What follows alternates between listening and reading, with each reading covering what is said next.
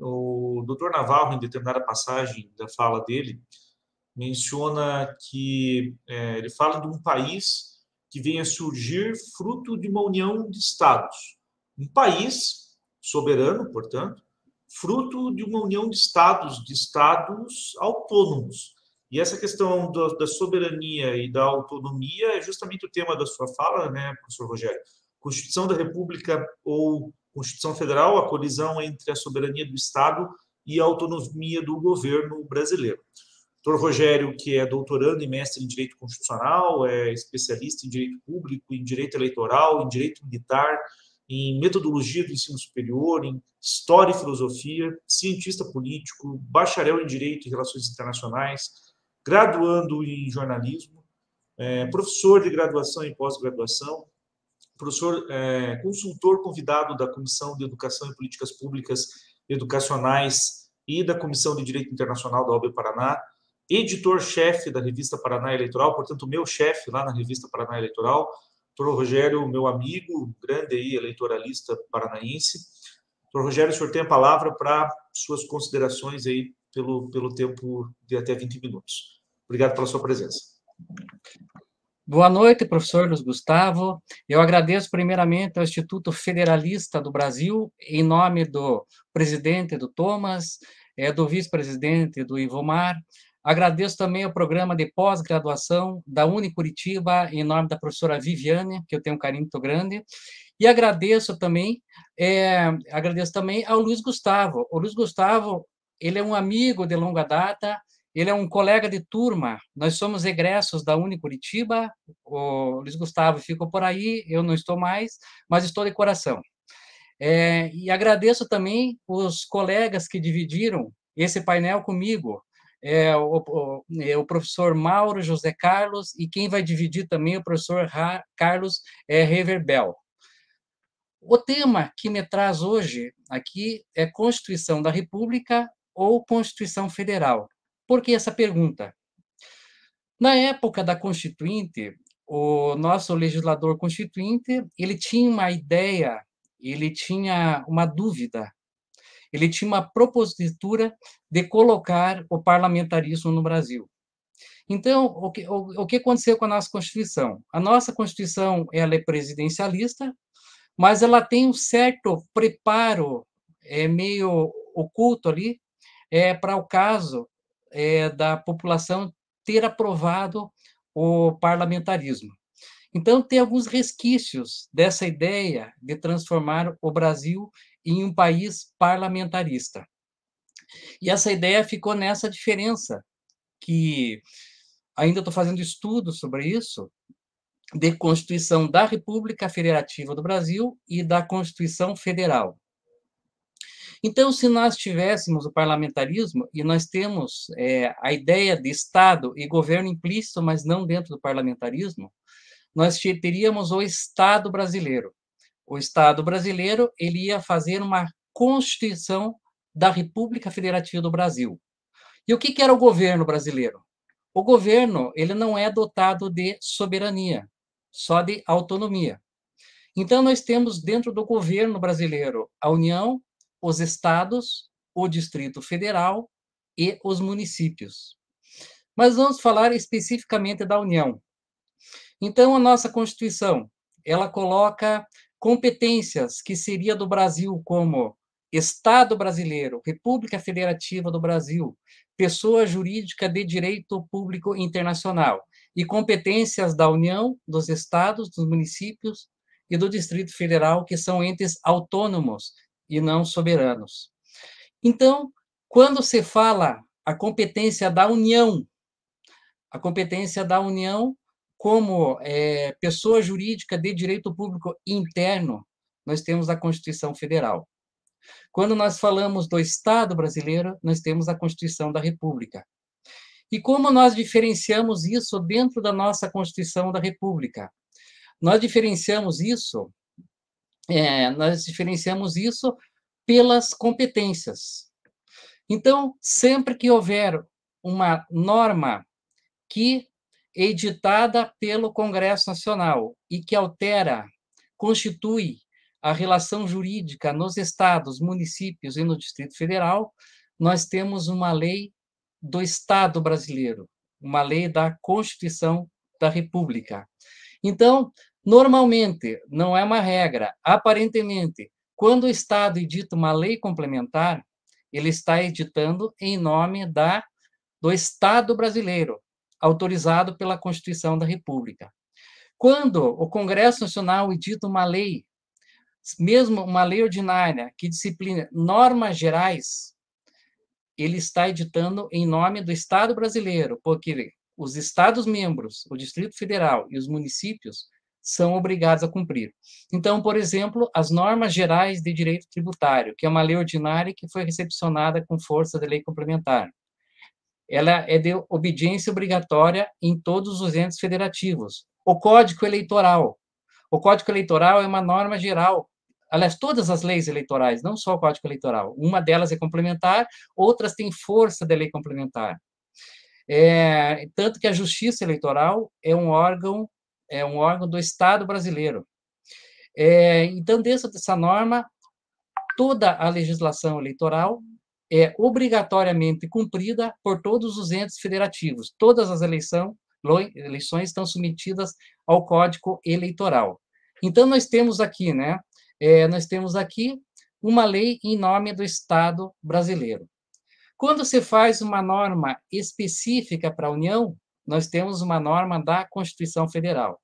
Então, por exemplo, quando se diz que compete à União arrecadar o imposto de renda. O imposto de renda é um tributo da União. Então, nós temos ali a Constituição Federal. Quando o Estado exerce o poder de intervenção nos estados, ele exerce em nome do Estado brasileiro. Quando se faz a votação do impeachment do presidente, se faz essa votação em nome do Estado brasileiro. E aqui nós temos uma confusão em relação às relações internacionais. A competência para celebrar tratados é do presidente da República e não do presidente da União. Mas como o nosso Estado é presidencialista, o presidente da República e o presidente da União acumulam o mesmo cargo. Então, o nosso presidente da República é quem representa a União nos outros países, quem representa a República Federativa do Brasil nos outros países é a União. Então, para celebrar um tratado, todo o trâmite é feito pela União. Só que a União é como se recebesse uma procuração do Estado brasileiro. Ela assina em nome do Estado brasileiro. E o presidente da República, ele assina como presidente da União, representando o presidente da República. Mas como o nosso Brasil é presidencialista, ele acumula os dois papéis. O Senado Federal, às vezes, aparentemente, é um órgão do Estado brasileiro, e a Câmara dos Deputados seria um órgão da União.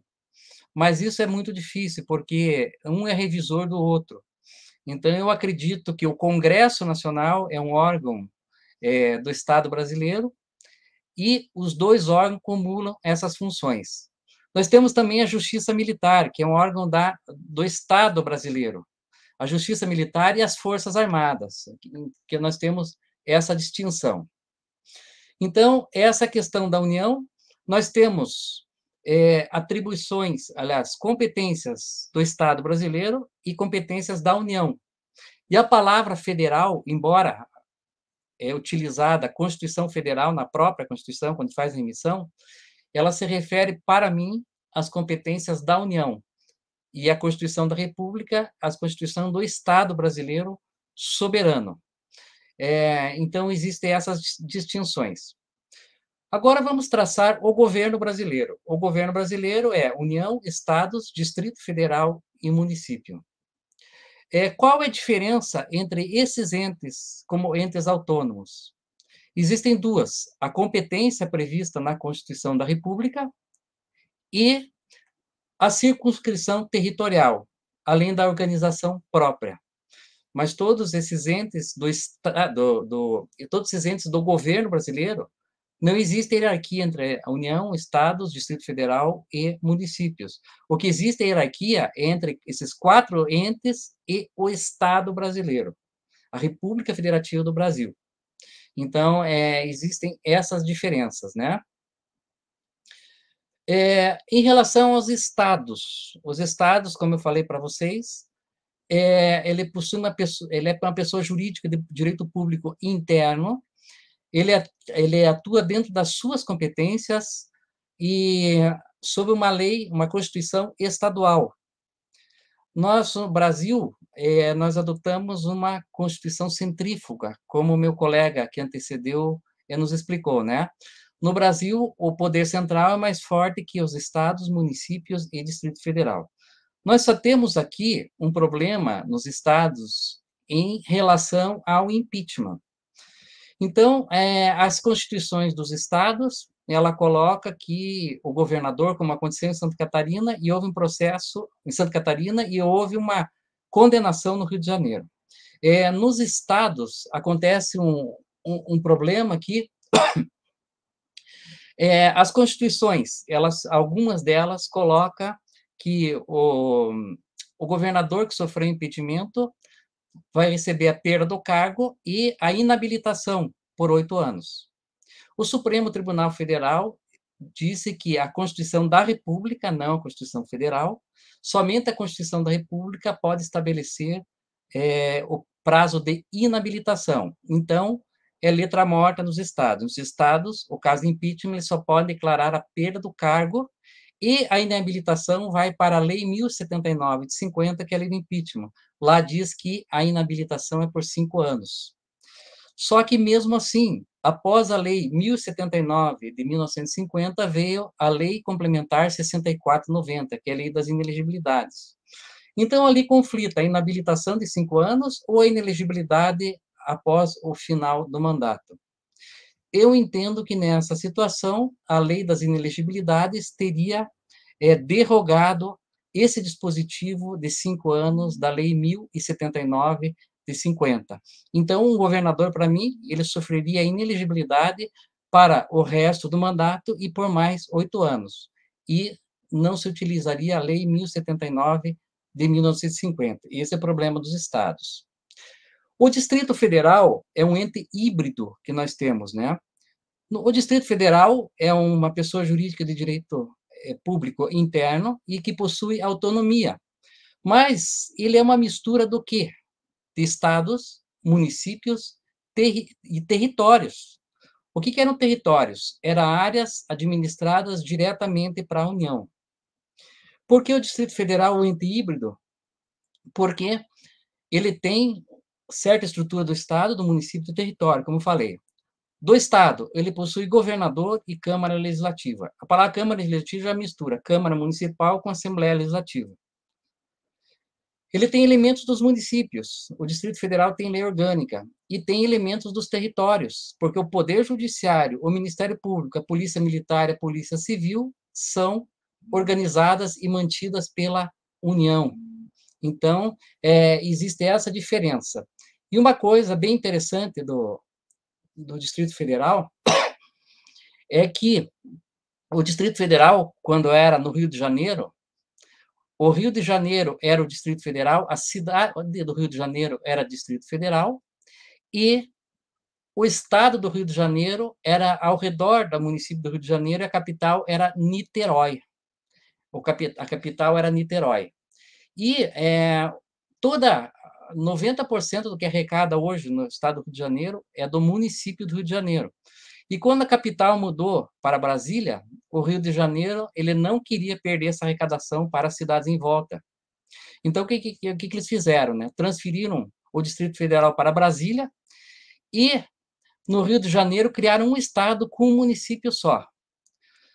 Daí começaram a se discutir um estado com um município só, tentaram dividir 7 bairros do Rio de Janeiro em municípios, mas não deu certo.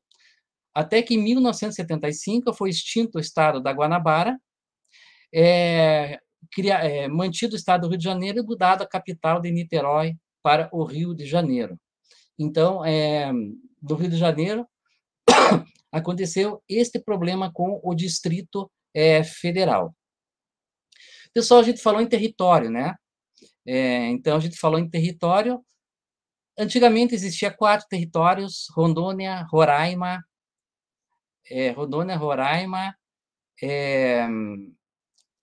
Fernando de Noronha, e se não me falha a memória, eu acho que era o Acre. Eu posso estar cometendo uma improbidade aqui, né? Não, é Rondônia, Roraima, Fernando de Noronha e mais um. Eu acredito que era o Acre, né? Território, pessoal, Fernando de Noronha continua sendo um território, só que ele é um território estadual. Ele é um território, se chama Distrito Estadual de Fernando de Noronha. Ele é administrado diretamente pelo Estado de Pernambuco. O administrador é indicado pelo governador com aprovação da Assembleia Legislativa. Então, nós temos no território no Brasil um território estadual. A União andou pleiteando pegar de volta esse território, esse Distrito Estadual de Fernando de Noronha, mas ele foi transferido para o Estado de Pernambuco pela Constituição de 88. E o Estado de Pernambuco, por sinal, cuida muito bem desse território. E agora vamos para os municípios, né? Os municípios, como o professor João Carlos falou, nos Estados Unidos não existia, mas os municípios aqui no Brasil são mais antigos. São mais antigos que o próprio Brasil, os próprios estados. Quando o Brasil era colônia de Portugal, nós já tínhamos os municípios aqui no Brasil. Então, é um período que eles já existiam. O município tem uma característica: ele só tem 2 poderes. O poder judiciário integra o Estado ou a União. Então, é errado uma cidade que tenha Praça dos 3 Poderes, que o município só tem 2. Nós tivemos no Paraná uma série de municípios extintos em 1935. Nós tivemos Porto de Cima, Vila Palmira, Entre Rios, que hoje se chama Guaragi, que fica lá na minha região de Irati, né? Guaratuba e Matinhos. Guaratuba readquiriu sua autonomia 10 anos depois. Os demais municípios, Porto de Cima e Morretes, Vila Palmira e São João do Triunfo, e Guaragi foi para Palmeira, depois foi transferido para Ponta Grossa, é distrito hoje. Mas hoje, pela Constituição de 88, não é possível se extinguir um município. É como se matar um filho. Na Constituição anterior, o município não era um ente federativo. Hoje, o único país do mundo que o município é ente federativo é no Brasil. Na Constituição anterior, dizia que são entes federativos a União, os estados, o Distrito Federal e os territórios eram entes federativos. Mas hoje não é possível se extinguir um município. E nós temos um grande problema, pessoal, que Brasília não é município, Brasília é apenas uma cidade. E a Constituição diz que a capital do Brasil será Brasília. Então, esses são os problemas dos municípios. E um problema que está acontecendo hoje é o desenvolvimento dos municípios pequenos. Porque no Brasil, como os municípios não têm tanta autonomia, como nos Estados Unidos, porque são díspares. Tem municípios muito pobres e muito ricos, e de todos os tamanhos e todas as regiões. Então hoje é impossível nós temos um município totalmente autônomo. E a gente vê um problema, já vou caminhando para o encerramento, né? A gente vê um problema nos municípios entre 50 e 120 mil habitantes, quando entra uma grande comércio varejista, principalmente supermercados. Nesses municípios, dá aquela impressão que vai haver desenvolvimento e emprego. Mas quando entra um grande supermercado no município, ele fecha vários pequenos, a prefeitura geralmente dá o terreno, e esse terreno geralmente é instalado nas rodovias onde se não paga IPTU, se paga ITR, então não há arrecadação. E os funcionários desses grandes supermercados consomem no próprio supermercado e o lucro vai para fora dessa cidade. Então, é um grande problema, às vezes, para o desenvolvimento de um município entre 50 e 120 mil habitantes. Por quê? Menor que isso, não há interesse de um comércio grande. acima disso, a concorrência. Então, para os municípios, tirando a questão ambiental, o interesse nesses municípios médios é uma grande indústria e não um grande comércio. Então, eu agradeço pela oportunidade, pelo carinho e por compartilhar esse painel com pessoas tão ilustres, com grandes professores, e agradeço mais uma vez à Unicuritiba e ao Instituto Federalista do Brasil. Muito obrigado. Muito bem, uma última pergunta para o doutor Rogério Warner. Doutor Rogério, muito se diz que a decisão do Supremo durante a pandemia, que garantiu aos estados e municípios adotarem medidas restritivas, né, em termos de políticas sanitárias, teria reforçado a autonomia de estados e municípios nesse sistema de distribuição de competências materiais comuns dos entes da federação em matéria de saúde. O senhor concorda com isso, doutor Rogério? Qual que é a sua visão sobre o tema? Nesse sentido, como eu falei ali sobre o Estado brasileiro e a União, nesse caso, numa situação emergencial, eu acredito ali que o Estado brasileiro deu essa autonomia para o município. Aumentou essa autonomia do município, mas só temporariamente. Temporariamente, principalmente para dividir os insumos da saúde, dividir aquela cooperação que existe entre o SUS. Mas eu não acredito que essa autonomia seja perene. Eu não acredito que essa autonomia seja duradoura, né? Então, eu acho que foi uma concessão temporária da República Federativa do Brasil como Estado, e não da própria União. E essa autonomia temporária, o município ele vai continuar com as suas dificuldades, com a sua autonomia mitigada, principalmente os municípios mais pobres de outra região do Brasil. Então, é uma autonomia que eu acredito que seja temporária, mesmo vindo a decisão do Supremo Tribunal. Então, muito obrigado. Obrigado pela resposta. Tivemos mais uma pergunta aqui.